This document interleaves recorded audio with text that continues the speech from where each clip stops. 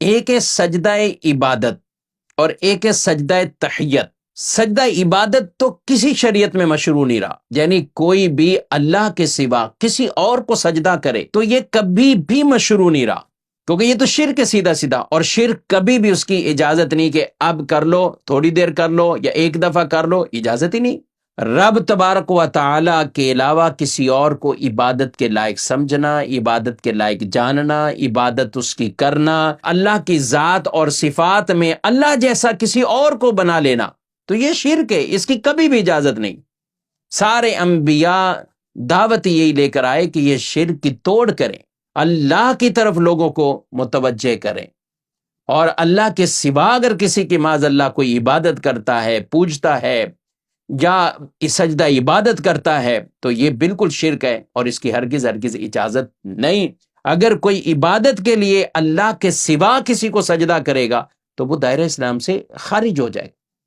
تو سجدہ عبادت کبھی بھی نہیں رہا، کسی بھی شریعت میں اس کی اجازت نہیں۔ دوسرا سجدہ ہے سجدہ تحیت،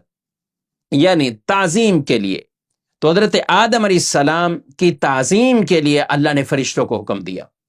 اللہ نے فرشتوں کو حکم دیا، اور ابھی آدم علیہ السلام دنیا میں تشریف لائے ہیں، آپ کی شریعت کے کوئی شرعی احکام اس وقت کسی کو معلوم ہی نہیں، نہ کوئی نبی دنیا میں آئے، نہ کچھ اور، نہ کوئی اس طرح کی شریعت کے معاملات، یہ تو ابھی ان کی تخلیق ہو رہی ہے، اس میں روح ڈالی جا رہی ہے، تو رب نے فرشتوں کو پہلے ہی فرما دیا کہ جب روح ڈل جائے تم سجدے میں چلے جانا۔ تو یہ سجدہ ان کی تعظیم کے لیے، اور یہ بھی فرمایا گیا کہ سجدہ در حقیقت یہ بھی اللہ رب العالمین کے لیے تھا، لیکن اس کی سمت وہ آدم علیہ السلام کی طرف کہہ دیا گیا۔ جیسے ہم عبادت اللہ کی کرتے ہیں لیکن رخ ہم خانہ کعبہ کی طرف کرتے ہیں، ہمارا چہرہ خانہ کعبہ کی طرف ہے، تو ایک توجیہ یہ بھی بیان کی گئی کہ وہ سجدہ اللہ کے لیے سجدہ تھا، لیکن اس کا جو قبلہ بنا دیا گیا وہ آدم علیہ السلام کو بنا دیا گیا کہ ان کی طرف رخ کر کے وہ سجدہ کرے۔ اسماعیل حقی رحمت اللہ کی تعالی علیہ تفسیر روح البیان میں بیان کرتے ہیں کہ وہ سجدہ اور وہ جو تعظیم تھی وہ کس کے لیے تھی؟ سبحان اللہ،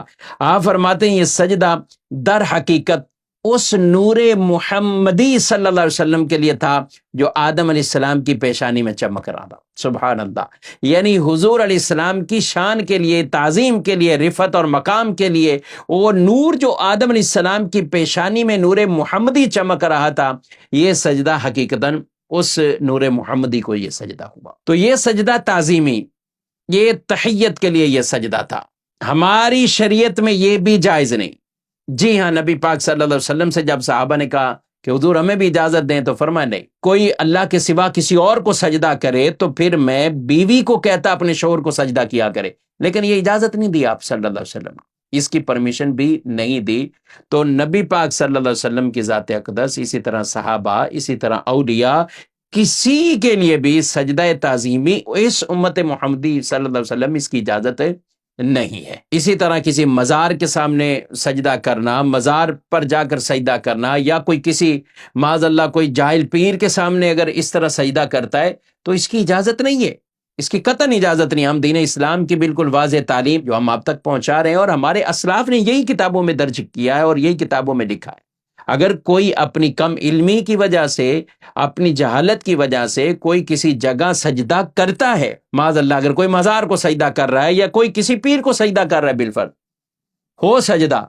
تو وہ اگر سجدہ کر رہا ہے تو وہ اس کی کم علمی ہے، اس کی جہالت ہے، لیکن اس کی وجہ سے مسلک مہذب اہل سنت و جماعت کو ہرگز وہ تان اور تشنیع نہیں کی جا سکتی، کیونکہ ہمارے علماء نے، ہمارے اسلاف نے یہ تعلیم بیان کی ہے جو ہم آپ تک بھی پہنچا رہے ہیں۔ تو اس امت کو سجدہ تعظیمی کی بھی اجازت نہیں کہ کسی کو بھی یہ سجدہ تعظیمی بھی نہیں کریں گے۔